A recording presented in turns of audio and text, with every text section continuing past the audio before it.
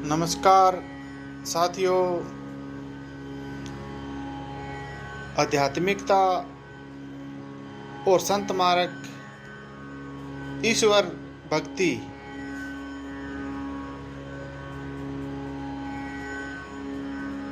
कहते हैं संतों का पैगाम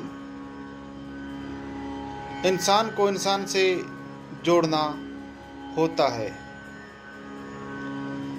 संत अपने परोपकारी कार्य के द्वारा हमेशा सृष्टि का भला करते हैं। इंसान को इंसान से जोड़ो, इंसान को धर्म से जोड़ो, इंसान को भगवान से जोड़ो। सच्चे संतों का मानवता हित में यह पैगाम है और सृष्टि पर अपना यह कर्म करते हैं। जब भी कभी पृथ्वी पर प्राकृतिक आपदाओं की घनघोर घटा मंडराने लगती है, जिससे बेकसूर मानवता का भी भारी विनाश निश्चित हो, तो कोई ईश्वरीय हस्ती किसी महापुरुष का नेतृत्व ही मानवता को उस महासंकट से निकालने का सफल साधन सिद्ध होता है। इतिहास भी इस हकीकत का साक्षी है। इसमें जरा भी किसी शंका भ्रम की गुंजाइश नहीं है। यानी प्रभु परमात्मा ने कुदरत को मनुष्यता के निमित्त एक वरदान के रूप में पैदा किया है। यह 100% सच है, मतलब 100% सच है। और यह भी सच है कि कुदरत से सही संतुलन ही कुदरत का कानून है। परंतु जब इंसान का दखल प्रकृति कुदरत के नियमों को बढ़ाता है, तो अपने निजी स्वार्थों के लिए ईश्वर वरदान अर्थात प्रकृति से किसी भी तरह की छेड़छाड़ इंसान की अकृतज्ञता का रूप साबित होती है, जिसके परिणाम स्वरूप इंसान को भारी मूल्य चुकाना पड़ सकता है। पहाड़ों का खिसकना, बाढ़, भूकंप आदि जैसे प्राकृतिक आपदाओं में कभी हद तक इंसान की जिम्मेवारी से इनकार नहीं किया जा सकता। इंसान को प्रकृति में दखल अंदाजी करने से बचना चाहिए। दुखी, करोपी, आपदाओं से पीड़ित तन मन धन से हर संभव मदद करनी ही इंसानियत है। समय पर पीड़ितों को पहुंचाई गई राहत पीड़ितों के लिए वरदान साबित होती है, और वह लोग मसीहा और भगवान तुल्य कहलाते हैं जो परोपकार भलाई का नेक कार्य करते हैं। हे मित्रों, प्रकृति के नियमों को समझो। प्रकृति से हमें छेड़छाड़ करने का कोई भी अधिकार नहीं है। कहते हैं कि मारे राखे आपो आप, मानस के कुछ नाही हाथ। क्योंकि विधि विधाता ईश्वर के सब हाथ में है। हम ईश्वर की संतान हैं। मारना और इस प्रकृति में जीवित रखना उस प्रभु ईश्वर का ही काम है। हमें प्रकृति की बनाई खलकत पर छेड़छाड़ करने का कोई अधिकार नहीं है। एक बात और है मित्रों, यदि हम सोचें, यदि आज हम किसी जीव की जान ले लेते हैं, अर्थात उसे मौत की नींद सुला देते हैं, क्या हम उसे जिंदा कर सकते हैं? तो इस विषय पर शायद हम आप सबका ये विचार होगा कि नहीं, क्योंकि एक बार मरने के बाद जिंदा होना संभव नहीं है। तो मित्रों, यही ईश्वरीय सत्ता है।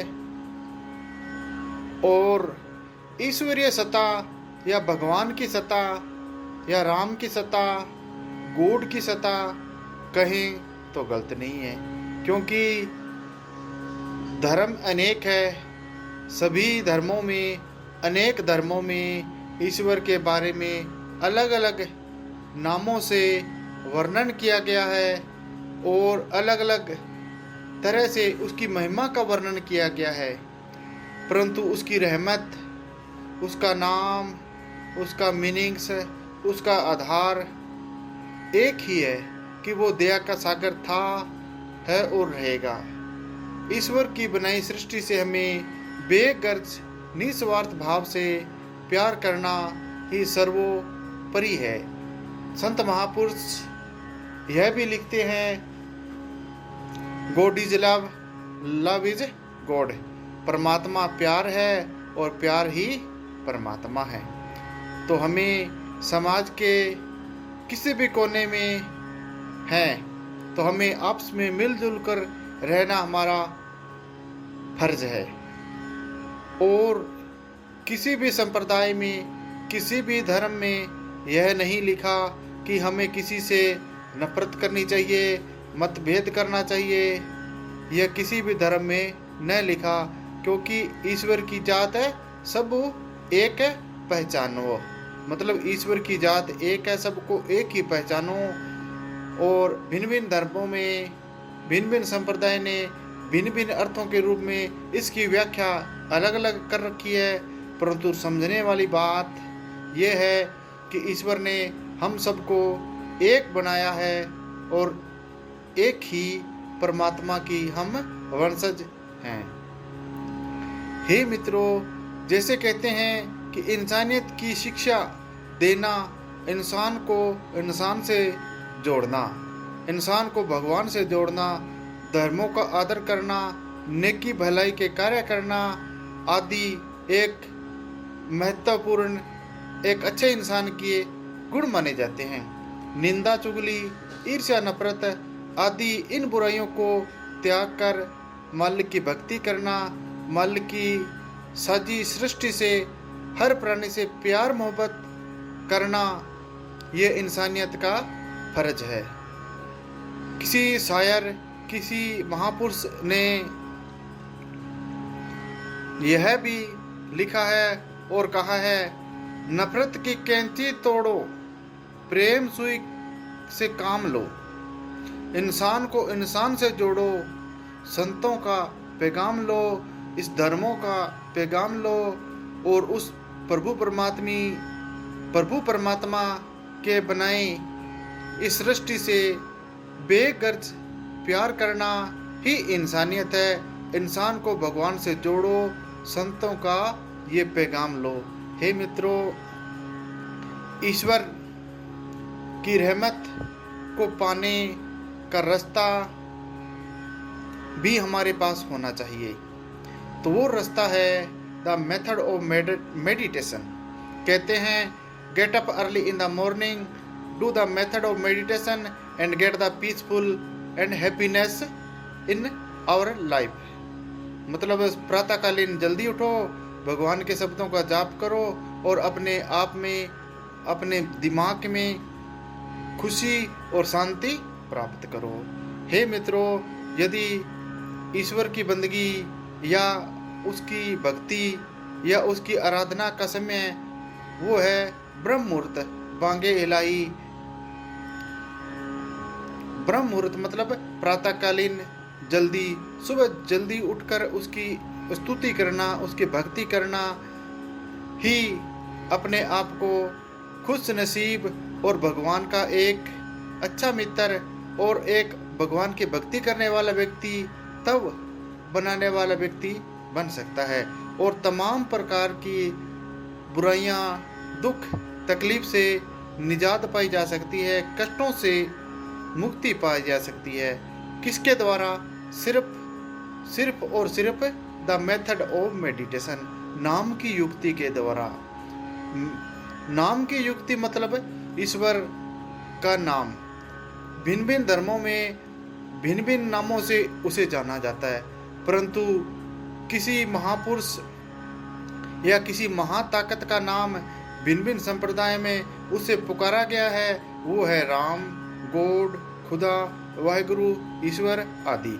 यदि इसकी बंदगी खुदा खुदा खुदा करके करो तो भी अच्छी है, और राम राम करके करो तो भी भली है, और वाहिगुरु वाहिगुरु करके करो तो भी अच्छी है। हे मित्रों, ईश्वर की बंदगी करना पहला फर्ज हमारा है। किसी जीव का दिल न दुखाना, कभी मौत याद रखो, मालिक से डरो। उस प्रभु परमात्मा से डर कर रहो, उसकी बनाई खलकत से बेगर्ज निस्वार्थ भाव से प्यार करना एक इंसान का फर्ज है। हे मित्रों, हर रोज मेथड ऑफ मेडिटेशन करो। इसके विषय में एक और पंक्ति है, कहते हैं कि मन मूसा पिंगल भया पी पारा हरि नाम। ये गुरबाणी के अंदर पंक्तियां स्पष्ट रूप से दी गई है कि मन रूपी चूहा पिंगला मतलब पिंगला जाता है, लंगड़ा हो जाता है, चलने फिरने से रुक जाता है। पी पारा हरि नाम, ईश्वर के नाम का जब पारा वो पी लेता है तो उस वह लंगड़ा जाता है, अर्थात इधर उधर दौड़ता नहीं है। क्योंकि आज हर मनुष्य बुराई का प्रतीक है, बुरे काम में उलझा हुआ है, तो वह अपने आप को एक अच्छा इंसान बनाने की कोशिश करे और उसके साथ द मेथड ऑफ मेडिटेशन मतलब नाम का जाप करे, नाम का स्मरण करे, तो सब कुछ उसकी ज़िंदगी में संभव है, बहारें खिल सकती है। और मित्रों, दुनिया के बाज़ार में, दुनियादारी में हम हैं या आप हो, कहीं भी घूम लो, परंतु हमें शांति नहीं मिलेगी। क्योंकि एक जैसे मंदिर है, मस्जिद है, गुरुद्वारा है, हम जाकर वहाँ ही क्यों चर्चा करते हैं? क्योंकि वो एक केंद्र बिंदु है जहाँ पर मन लगता है। एक मंदिर में घंटी को देखा होगा हमने, आपने भी देखा होगा, जिसको एक बार बजाते टन जोर से आवाज आती है, तो अंतःकरण के जो इधर उधर की विचारधारा है, एक क्षण के लिए, एक पल के लिए उनके अंदर यही भाव आता है, जय श्री राम, वाहिगुरु, ईश्वर दाता, उसके प्रति जरूर ख्याल आता है। तो घंटी का मतलब ये होता है उसके साथ लगन को लगाना। हे मित्रों, घंटियां बजाना, उसके साथ लगन लगाना, उसके प्यार में रजा में राजी रहना इंसान का फर्ज है। हे मित्रों, आज के इस बुराई के युग में बुराई की कोई कमी नहीं है। यदि अच्छा भला नेक इंसान बनना है, बुराई से दूर रहना है और अपने बुराई पैदा करने वाले मन से लड़ना है, बुरे विचारों से लड़ना है, तो मित्रों ईश्वर के नाम का स्मरण करना होगा। या किसी बाहर से नहीं, आपको आपके अंदर से आपको हर तरह से पैगाम देगा, हर तरह से नई विचार देगा और नया कार्य करने के लिए प्रेरित करेगा और बुराई से दूर रहने के लिए हमें मजबूर करेगा। हे मित्रों, आज के लिए बस इतना ही।